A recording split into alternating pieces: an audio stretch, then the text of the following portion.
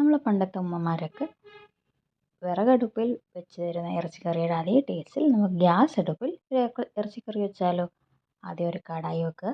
എണ്ണ ചൂടായ ശേഷം സവാളയും ഉള്ളിയും അരിഞ്ഞത് എല്ലാം അതിലേക്ക് ആഡ് ചെയ്യുക. അത് കഴിഞ്ഞിട്ട് അത് വഴറ്റി ഒരുവിധമായി കഴിയുമ്പോഴത്തേക്കും നമ്മളതിലേക്ക് പച്ചമുളക് ആഡ് ചെയ്യുക. നമ്മൾ എരിയുടെ ആവശ്യത്തിന് നമുക്ക് പച്ചമുളക് ആഡ് ചെയ്യുന്നതാണ്. അതൊരുവിധം വഴറ്റി അതിൻ്റെ നിറമൊക്കെ മാറിക്കഴിഞ്ഞ ശേഷം നമ്മളതിലേക്ക് സാധാരണ ചെയ്യുന്നതിനേക്കാളും ഡിഫറൻ്റായിട്ട്, അതായത് നമ്മൾ ആദ്യമേ നമുക്ക് വേണ്ട ഇറച്ചി അരപ്പ് പുരട്ടി വെക്കുക. അതായത് മഞ്ഞൾപ്പൊടി, മുളക് പൊടി, കുരുമുളക് പൊടി, മസാലപ്പൊടി ഇത് ഇത്രയും ചേർത്ത് പുരട്ടി വെച്ച ഇറച്ചി അതിലേക്ക് ആഡ് ചെയ്യണം. ഓരോന്നോരോന്നായിട്ട് ആഡ് ചെയ്തിട്ട് ആ ഇറച്ചിയിൽ നിന്നിലേക്ക് ഇറങ്ങുന്ന വെള്ളത്തിൽ വേണം നമ്മൾ സവാളയും ഉള്ളിയും ഒക്കെ വെന്തുടയാൻ.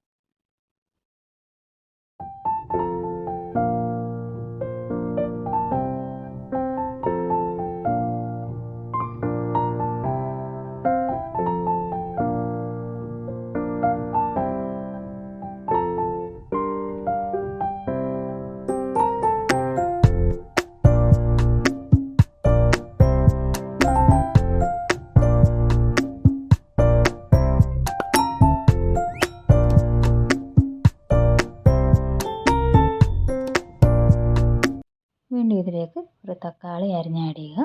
എന്നിട്ട് കൈവിടാതെ ഇളക്കിക്കൊണ്ടേയിരിക്കും. നമ്മൾ വെള്ളമൊന്നും ഒഴിച്ചിട്ടില്ല, അതുകൊണ്ട് തന്നെ അടിക്ക് പിടിക്കാൻ നല്ല സാധ്യതയുണ്ട്. ഇനി അടുത്ത് നമ്മൾ വേറൊരു പാൻ എടുക്കുക.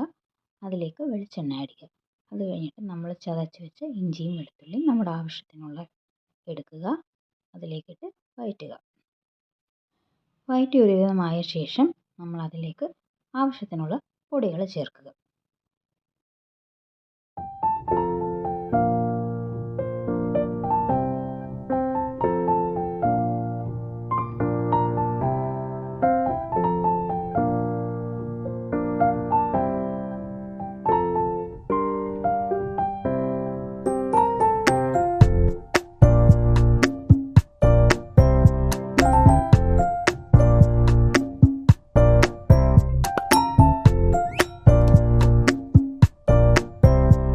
അതിലേക്ക് ആവശ്യമുള്ള പൊടികൾ, അതായത് 1 ടീസ്പൂൺ മഞ്ഞൾപ്പൊടി, 1 ടേബിൾ സ്പൂൺ കാശ്മീരി മുളക് പൊടി, 1/2 ടീസ്പൂൺ മല്ലിപ്പൊടി, 1/4 ടീസ്പൂൺ മസാലപ്പൊടി, ഇതെല്ലാം ഇതിലേക്ക് ചേർത്ത് വെള്ളം തിളപ്പിച്ച് നമ്മൾ വഴറ്റി വെച്ചിരിക്കുന്ന ഇറച്ചിക്കൂട്ടിലോട്ട് ഇതിൽ ചേർക്കുക.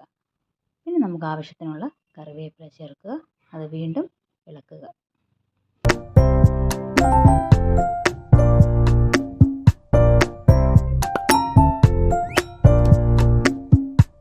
അവസാനമായി ഇതിലേക്ക് ശകലം ഉലുവാപ്പൊടി ചേർക്കുക. വേണമെങ്കിൽ ഗരം മസാലയും ചേർക്കാം. അങ്ങനെ സ്വാദിഷ്ടമായ ഇറച്ചിക്കറി ഇവിടെ റെഡിയായി. Thank you.